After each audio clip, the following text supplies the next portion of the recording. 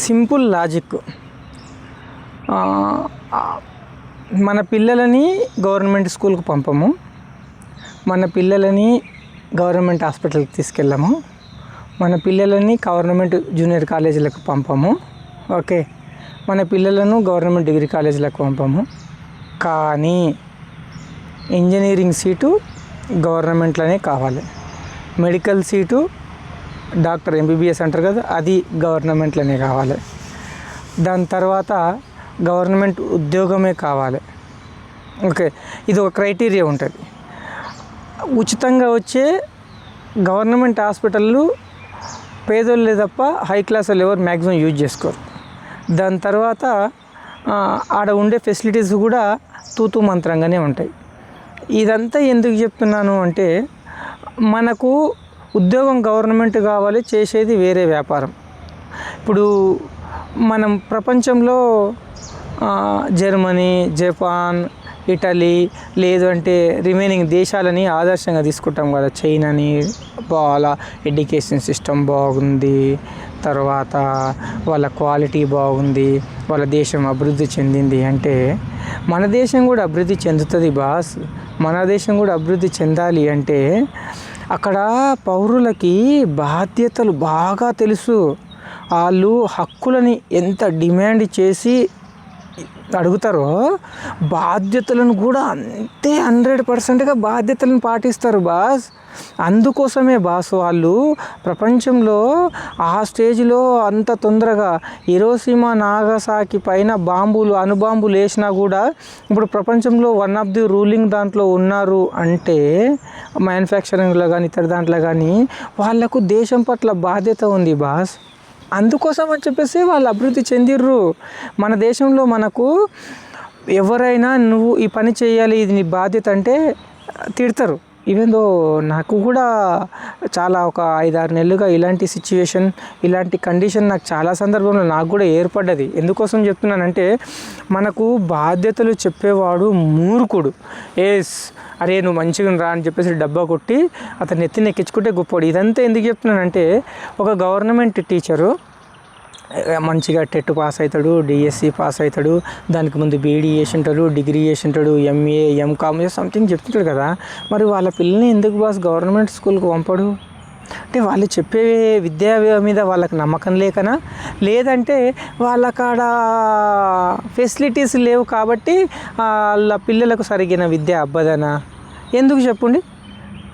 మళ్ళీ వాళ్ళే private institutions పెట్టి దాంట్లో వాళ్ళు షేర్ హోల్డర్స్గా ఉంటారు. మనకు ప్రతిదీ గవర్నమెంటే చేయాలి, మనం మాత్రం గవర్నమెంట్ ఇచ్చే ఫెసిలిటీస్ వాడకం. ఒక విషయం తెలుసా, ఫారిన్ కంట్రీలలో పిల్లలు పుట్టిన తర్వాత 6 నెలలకి 7 నెలలకే తల్లిదండ్రులు పోయి గవర్నమెంట్ ఇన్స్టిట్యూషన్లో సీట్ కోసము అప్లికేషన్ ఇస్తారు తెలుసా. ఈ విషయం గూగుల్ చేసి ఏఐని అడగండి, గూగుల్ని ఎందుకు ఏఐని అడగండి, జైపాల్ చెప్పింది నిజమా కాదా అని చెప్పేసి. కొన్ని సందర్భంలో అన్వేషు కామెంటింగ్ చేస్తుంటారు చూడు కొన్ని వ్యవస్థల మీద, అది కరెక్టే అనిపిస్తుంది ఒక్కొక్కసారి. ఎందుకోసం అంటే అతను చేసిన కొన్ని దైవ దూషణాలు అవి నేనేమి వెనకేసుకరాను. అలాగే రీసెంట్గా గరకపాటి నరసింహారావు గారు కూడా ఆయన ఏదో విద్యార్థులకు పెట్టే భోజనం విషయంలో ఏదో కామెంట్ చేశాడని ట్రోల్ చేస్తున్నారు. దాంట్లో ఆయన చెప్పే విధానము, ఆయన ఎక్స్ప్లెయిన్ చేసిన విధానము రాంగ్ అయిండొచ్చు. ఎందుకోసం అంటే ఆయనకి చెప్పే దాంట్లో ఎక్కడో ఒక దగ్గర దాన్ని అన్వయించడంలో, చెప్పే విధానంలో ఎక్కడ కానీ అతను వాంటేలిగా పేద పిల్లలకు తిండి పెట్టాలి అనే విషయం చాలా సందర్భంలో చెప్పాడు.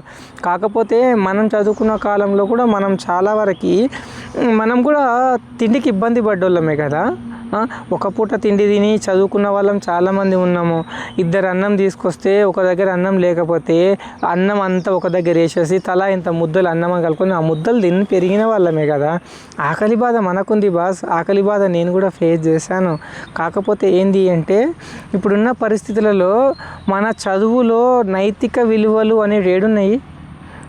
నైతిక విలువలునే అసలు ప్రాథమిక స్టేజ్లో మన దేశంలో మాతృభాషలో విద్య కొనసాగుతుందా బాస్? ఒక్కసారి చెప్పండి. నిజంగా ఇప్పుడు ఉన్న కాలంలో పిల్లలకు అఆలు రాయడం సరిగ్గా రావట్లేదు. ఇప్పుడు మహబూబ్నగర్ జిల్లాలోనే తీసుకుందాము, కొన్ని వేల ప్రైవేట్ స్కూల్స్ ఉన్నాయి కదా. ప్రైవేట్ స్కూళ్ళల్లో ఫ్యాకల్టీ ఉన్నారు కదా, వాళ్ళు చెప్పేది తీసికట్టు చదువు. ఒక రకం నిజం చెప్పాలంటే ఏ అయినా సరే మాతృభాషలో విద్యా బోధన అనేది అది ఏంలో అవసరానికి మాత్రమే, అది ఓన్లీ మార్కులు స్కోర్ చేయడానికి లేదంటే పాస్ అవ్వాలి కాబట్టి. అది తమిళనాడు పోండి, తమిళకి ఎంత ప్రాణం ఇస్తారు. కేరళ పోండి, వాళ్ళ లాంగ్వేజ్కి ఎంత, మలయాళంకి ఎంత ప్రాధాన్యత ఇస్తారు.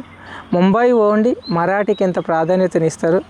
మరి మనకేంది గచ్చు రొచ్చు, మనం తెలుగుని ఎందుకు వదులుకొని తెలుగుని ఎందుకే నాశనిస్తున్నాము? ఎన్ని స్లాంగులు, ఎన్ని మాండలికాలు ఉన్నాయి మన దగ్గర, ఎన్ని తీర్ల మాట్లాడవచ్చు. మన పాలమూరులో ఒక స్లాంగ్ ఉంటుంది, హైదరాబాద్లో ఒక స్లాంగ్ ఉంటుంది, ఆదిలాబాద్ వరంగల్ పోతే ఒక స్లాంగ్ ఉంటుంది. అది వచ్చిన లారా తిన్నా లారా పోయిన రారా, ఎట్లున్నారు బాగున్నారా అని మన కాడ అరుచుకుందాము పోదాము. ఇన్ని ఉన్నా కూడా మనం ఏంటంటే అమ్మ చేసిన పెరుగన్నం కన్నా అదేమంటారు ఆడు పెట్టిన దిబ్బరొట్టె, మనకి దిబ్బరొట్టె అంటే మీకు మళ్ళీ అర్థమైంది కదా, అది మెక్డానల్డ్స్ అవి ఇది అవి ఏవి ఆరోగ్యం కాదు. అట్లాగే మనకు మాతృభాషలో చదువు కూడా చాలా ఇంపార్టెంట్. విద్యా విధానంలో మార్పులు రావాలి. విద్యార్థులకు వారంలో కనీసము 9th 7th నుంచి అయినా వాళ్ళకు అగ్రికల్చర్లో కల్చర్ ఉంది స్వామి, అగ్రికల్చర్ నేర్పించడానికి ఇంటర్మీడియట్ స్టేజ్లో మీరు వృత్తి విద్య. మన దేశంలో విద్యా వ్యవస్థలో ప్రాక్టికల్ ఎక్కడుందో చెప్పండి, థియరీ ఎక్కడుంది చెప్పండి. కనీసము థియరీ ఏ దాంట్లో ఉంది? డిగ్రీల పీజీలో పోతే కూడా నీకు థియరీ ఏడ లేదు. విద్యా వ్యవస్థలో థియరీ లేదు.